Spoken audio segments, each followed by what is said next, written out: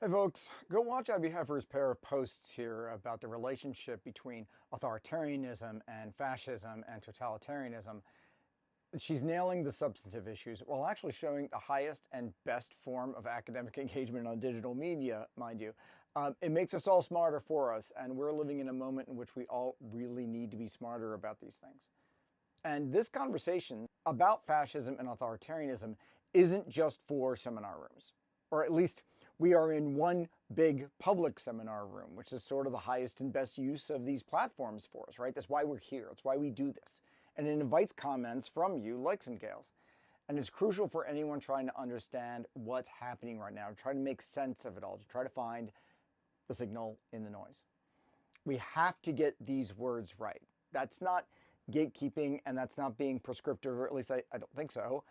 It's something that involves us all. It's just accountability. Let's make sure that we know what the hell we're talking about, because people are throwing around this language, words like fascist, as political footballs. They just want to score points and get likes and think that they sound smart, but then they miss the mark. And then that fuzziness, it cripples our ability to actually respond, whether that's through protest, whether that's through organized opposition, or what I call active resistance. And yes, I am deploying those terms in increasingly narrow ways these days.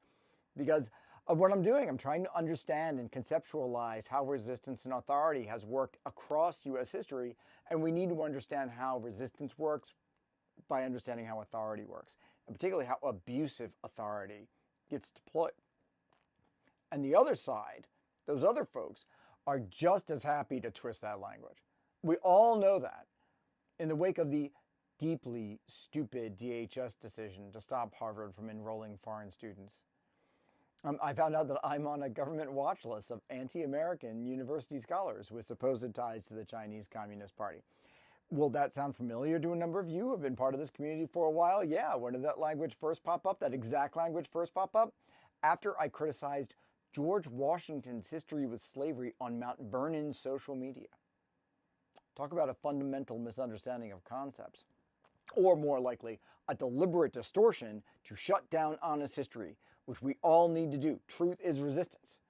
And that's how authoritarian narratives take root, that mythological nationhood that so much of this is based on. Which brings us to this interesting point that Gael made on Abby's comments. America's fascism has been breeding since we allowed the treasonous confederacy to stay in our culture. This, the rise of the ultranationalist right today, has been a retaking to achieve their revolutionary goals. That insight is practically a direct line into the core of my book, A Resistance History of the United States. What Gael is describing is the tragic, infuriating through line from the collapse of America's Second Republic. We talk a lot about the First Republic. This is about the Second Republic. Reconstruction from roughly 1865 to 1877. That was America's first serious shot at building a multiracial democracy. They actually cared about it. The 13th, 14th, and 15th Amendments weren't just ink on paper. They were meant to be a revolutionary refounding, an attempt to kill off the white supremacist core of the First Republic that was built on slavery. It couldn't exist without it. You want inspiration? You want founders? You want framers? You want heroes? You say you want a revolution? That's your moment. Not 1706, not 1787. But that second revolution was strangled in its cradle. Strong words, but you get my sense. The Second Republic was never allowed to grow up.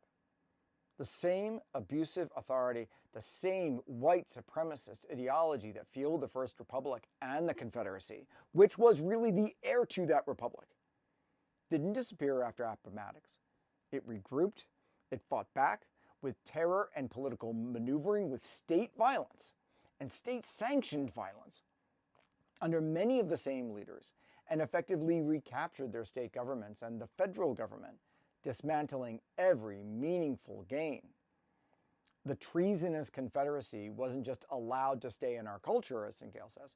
Its champions launched a deliberate, decades-long campaign, the Lost Cause myth, to rewrite history and legitimize their aims.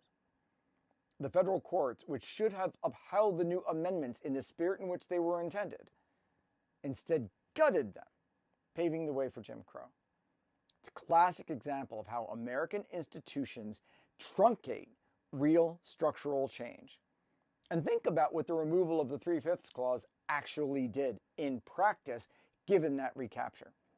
Before the Great Migration, it actually increased the political inflation of Southern power under Jim Crow. Black Americans could be counted now as a full person and still denied all civil liberties and still denied the right to vote. Look at the Wilmington coup for how that worked out. So this retaking we're seeing today from the ultranationalist right isn't a new phenomenon. It's the ugly, persistent effort to achieve the counter-revolutionary goals they were denied in 1865, but had largely achieved by 1877. The retrenchment of a hierarchical, exclusionary, getting to one of Abby's key points about fascism, America. Their revolution is about dragging us back to a system where true multiracial democracy is the enemy. This will be familiar to many of you just watching the news and paying attention to this regime. And understanding this history, the promise of Reconstruction, its violent overthrow, and the long shadow it casts is absolutely essential to understanding the authoritarian and, yes, sometimes fascist currents in American life today. They didn't spring out of nowhere. It's all got a history.